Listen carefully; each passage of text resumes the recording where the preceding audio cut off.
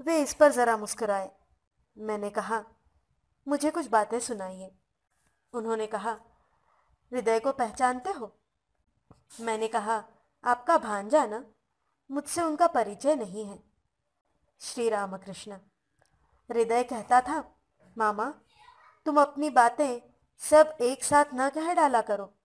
हर बार उन्हीं उन्हीं बातों को क्यों कहते हो?